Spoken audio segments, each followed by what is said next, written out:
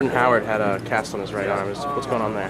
Well, Coach Wilson will handle all those questions about injury reports. He usually takes care of that.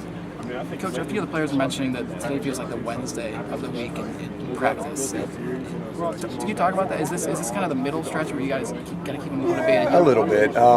We just had our fifth practice last week, then we had a kind of a longer break over Easter weekend. We had to come back out today and kind of rejuice it up. So it's a little bit where it's at mid part of spring ball. But I thought the guys handled it well, and I thought they really fought hard today.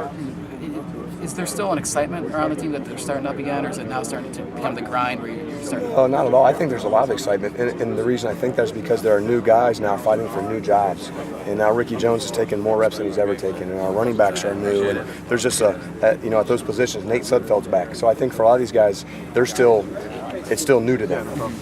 Does that competition, is that everywhere? Are you seeing a lot of that? Always. Everywhere, every single day, we always want competition. And that's our job as coaches to create it, and the kids' job to compete with each other and keep fighting. How, specifically with the running backs, it seems like they're amped to one up last year, if that's even possible. How have they looked as a team? They're doing great, and we put the ball on the ground a couple times today, but I think they're doing really well. And it starts with Coach McCullough. He gets those guys right, sets the mindset of how he wants it, and those guys bring it every single day. There's a lot of pride in that room. Each one of them thinks they're going to be the guy, and that's a beautiful thing when you have that. And when they show that they're good enough to do it, that's a great thing. That creates a lot of competition. Y'all talk about just the way the running backs have established a base, like a standard.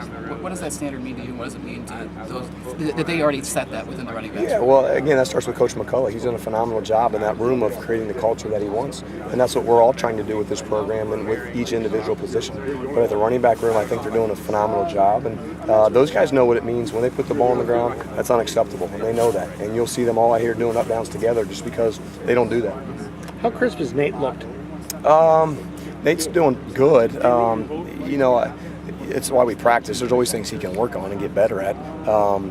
But he's doing well. His feet are looking quick. His arm looks strong. His reads, his progressions are good. Now it's just a matter of cleaning everything up, every mechanic, every technique that he needs to use on every single play. Was there anything that he could improve while he was out that he did improve? Well, when you can't play physically, well, then you try to improve mentally. And he did a great job a year ago just being with Alexander Diamant, getting in the film room. But even him personally, I think when he went back and watched himself in the Maryland game, the first part of the Iowa game, North Texas, just for him, I don't think he was real pleased with how he played in some of those games a year ago. And that stuck with him. I think he's ready to change that film. You mentioned the running backs. Specifically, what have you seen out of Divine running in the offense so far? Yeah, I see Divine running extremely hard, playing with low pad level, competing. There's a little bit of, he's not a seasoned veteran. He's not a fifth-year senior, so he's really going into his first year fighting to be the starter. But, man, the kid plays hard, and he brings it every single day. Could we see him, catching passes out of the backfield more often this year compared to last year? For sure. Yeah, he's got great hands. I think all the backs we feel comfortable with throwing any of those guys the ball. Have you seen anyone begin to separate themselves at receiver? I don't know if there's any one person, but I see a group of guys that are getting better. Going into this season, we don't really have a bell cow at receiver, but we have a bunch of hardworking guys. And we know our role. We know we're going to play hard. We know we have to make big plays on third down. So I don't know if there's one person that I really like, but I like them all as a group because I think they've all gotten better in the first 6 practices. Just how strong is this depth at tight end? It seems like there's so many guys that could potentially go out there and start. Well, a year or so ago, we didn't have any depth. And because we were all young, we played 3 or 4 guys. Well, now you feel like you got 3 or 4 good ones. And we really do. And I think, again, we need to use their depth and their experience to our advantage. But those guys right now are doing a good job for us. And being able to getting multiple sets is a huge advantage for us.